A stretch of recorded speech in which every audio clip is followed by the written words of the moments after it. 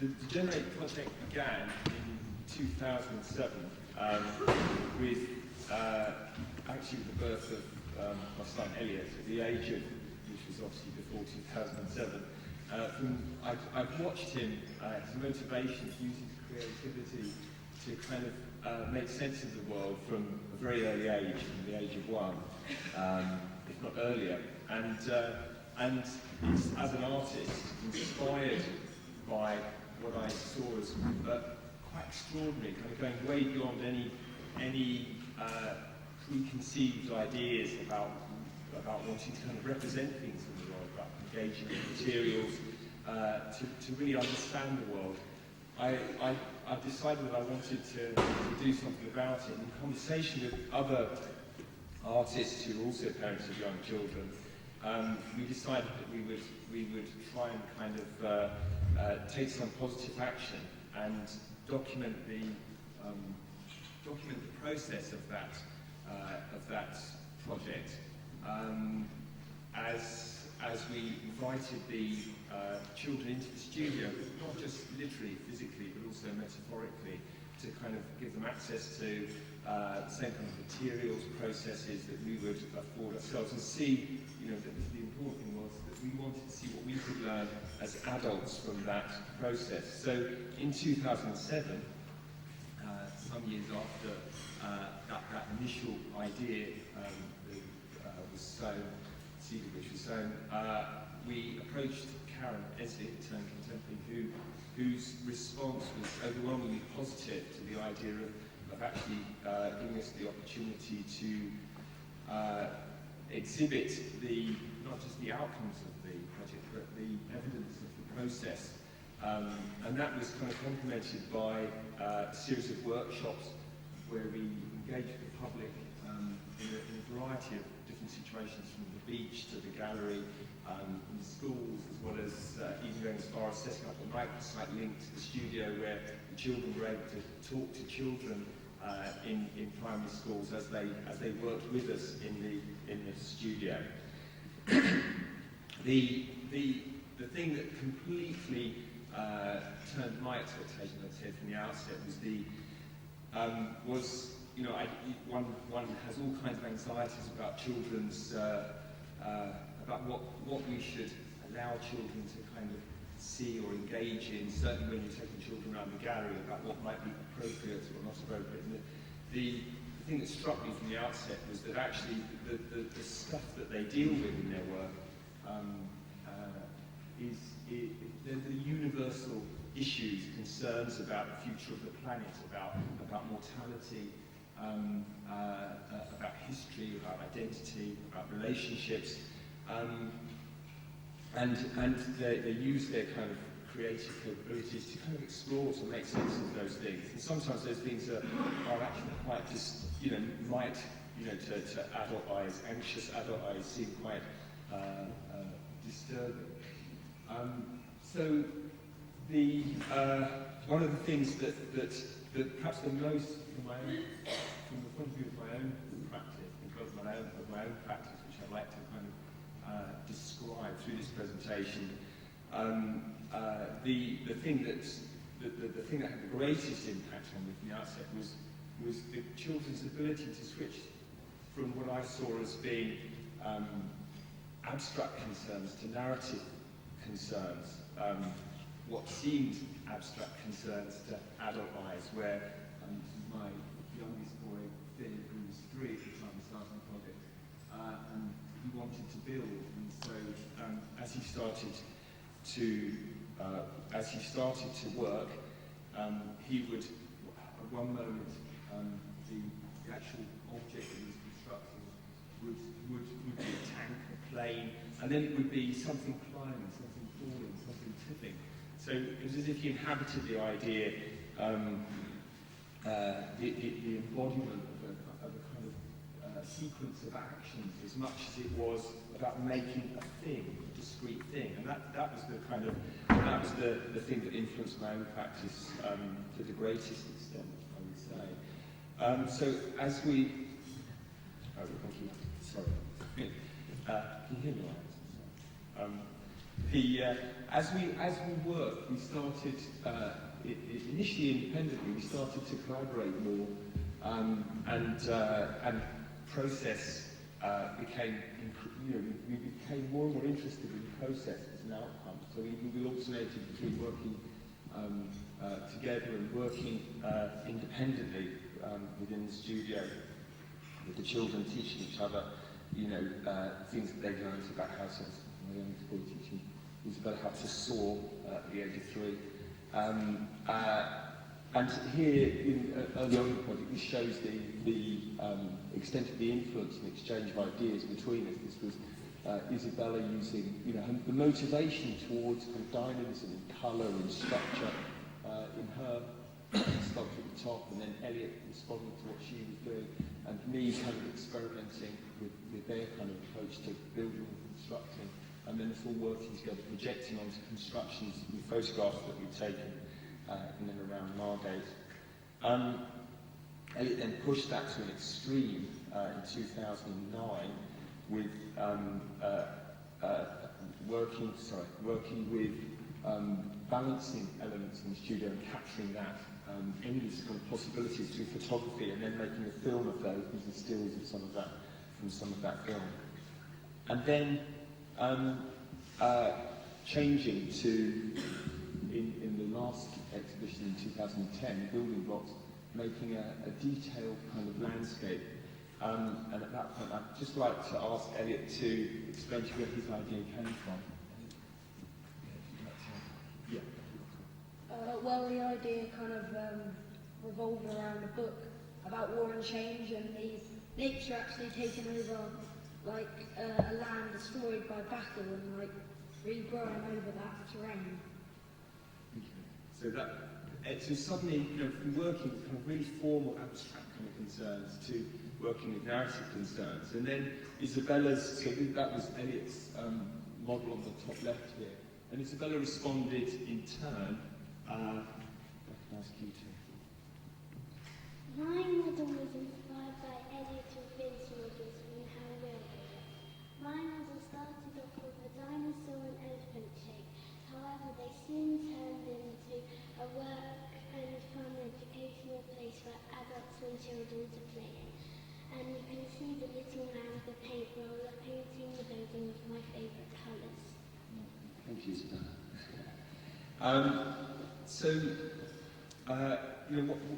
Out of this, from my point of view, what I noticed for the children was the importance of recognition, obviously from the gallery in terms of us presenting their work in a kind of professional context alongside the adult artists. From us as a family, when we come down for breakfast, and Finn would kind of exhibited his drawings on the kitchen floor on a regular basis. On the bottom right is Isabella at the London Artists Book Fair with her and Elliot's books along with ours. That was hugely important, but the success of the project for us from the outset would be, it was the most important part of the project for us was the switch between, as a parent, you often facilitate, you're there to facilitate your children, to help them to kind of be creative, which is a very passive role. And when you were there for yourself, we were in the studio with the children, determined to get out of it what we could, in a kind of mercenary sense. And when the children are with you there for yourselves, the dynamic has changed in the extreme. And that led to kind of extraordinary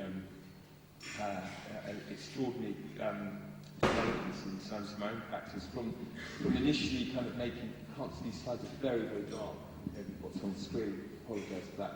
But I was making paintings about landscape and space, kind of dealing with memory and ended up becoming more concerned with process, and started working with installation, and so this marks a kind of midpoint in the development of my work, and again more images showing the extent of the exchange of ideas from Isabella's work Elliot trying to capture that process, but finally kind of orchestrating elements into a coherent whole, and my work inspired by theirs on the right-hand side, which has led into work with artists' books as well as sculpture. And for the last two exhibitions at Temple Contemporary Children, along with the other children, the artists involved in the project, have edited paper round the interpretive guide for the exhibitions at the new gallery. And at this point, if I could hand you over to Jonathan Barch to talk about the wider education implications. I come from the point of view of education. I'm not an artist. Ian's an artist and lives by his art, and clearly Elliot and Isabella are artists too, but I come from the point of view of education. I teach teachers to be teachers in primary schools. And when I heard about the Generate project, and this project where families were working together on in the same territory, on the same grounds, on similar or sometimes very dissimilar projects, it struck me straight away that there were some very important implications for education itself. As you're probably all aware, the arts are under enormous threat in our primary and secondary education, as more and more emphasis is put on basics, more and more emphasis is put on the league tables where comparisons are made across the developed world in terms of literacy and numeracy and science. The arts are constantly being sidelined, and yet the arts so often argued to predate any other sets of disciplines, any other disciplines themselves. The arts probably predate language itself. Strike me as being so much part of human being, so much part of human knowing, so much part of human understanding, that to leave them to chance in the curriculum, as seems to be going to be the case, it is tremendously risky in terms of our society, in terms of our wholeness, and in terms of well-being. And so I want to make just one or two points. Can I get back to my my little PowerPointy thing? I want to ask the children, actually, Elliot, and they haven't been prepared for this, but do you think you actually influenced your dad? I'm not really sure. But it looks like it to me. Did you see that? It looks enormously as if you influenced your father. Do you think you influenced your dad, Isabella? A little bit, because A little bit? I started using colours and Daddy started to use them. Ah, right. That's interesting. But talking to your dad and talking to the other 11 artists who had been working alongside their children, I constantly heard of these artists, these gatekeepers of art, being influenced and changed in their very concept of what art was and what creativity was. I saw them being changed by their children. Now, all the traditional writing about creativity, almost all of it suggests that children can't really be creative. They can have the seeds of creativity, they can have the sort of beginnings, but they can't influence the field.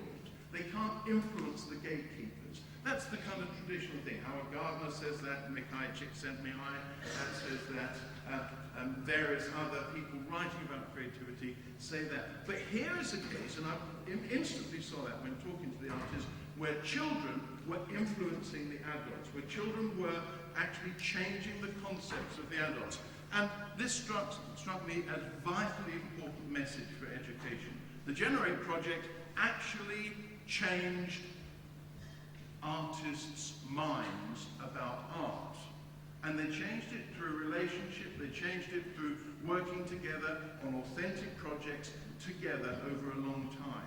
This struck me as a crucial message for education itself. So there's Ian working with Elliot and Isabella on the beach of Margate there. And one of the first things that these people told me, and the family is the basic unit of our society, probably of our species, that this process over 2 years of working together enhanced family relationships. All the people were telling me that family life became richer, more interesting. Some families got rid of their tellies and so on.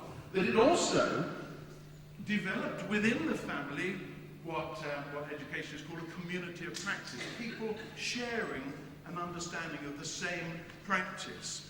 People sharing and influencing each other, not just one way, but across each other.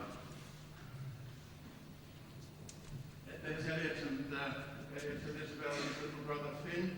And again, in terms of family life, this project recognized the importance of social learning. So much of our learning has assumed to be rather a lonely activity, and yet for at least 80 years, educationists have been saying learning is fundamentally a social thing. It also honoured the home as a place of learning. Learning doesn't just happen at school. In fact, probably most learning happens elsewhere. But it honoured the home as a place of learning. So those family-based things were important to us. There's the same picture as Ian's used there. But one of the things that Ian was talking about there was the way that the process the process he observed and the relationships he observed were playful, were ever-changing, were dynamic. And for those adults involved, for those 12 artists involved, they became very, very aware of the importance of playfulness. Playfulness is not a child thing. It's something which generates change and creativity and meaning in the oldest of adults. That playfulness is remarkably important. And of course, in education, playfulness is very, very much sidelined unless you're in the foundation stage, in the very earliest times. This is something that I think the Generate Project reminds us should go through all education. Very quickly, working with children made a situation happen where the children's ideas were very different to parents' expectation. There was a cognitive dissonance, a dissonance between them, which the adults and the children had to accommodate. And that dissonance creates creativity, if you like. It illustrated as well, because there was so much going on in the moment. The art was being produced now, not for an exhibition, not for framing, but for now. It illustrated how generative the idea of living in the moment, of working in the moment, and being conscious and elevating the moment was.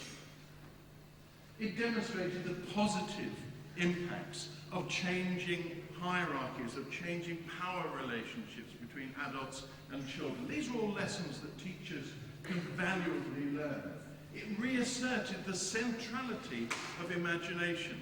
The students that I teach in teacher education find imagination very, very difficult. Using their own imagination is difficult at 20. But when you are 3 and 7 and 11, imagination is the stuff of your life.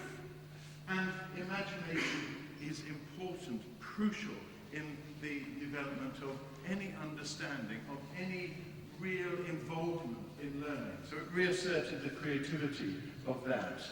There's Elliot proudly standing next to his work in exhibition. It generated feelings of pride and achievement and well-being. Individual, family, community well-being. And those were the findings of my sort of year-long sort of relationship with it, with the Generate Project, and I just felt it was so important that schools and education bodies needed to know about it. Thanks very much.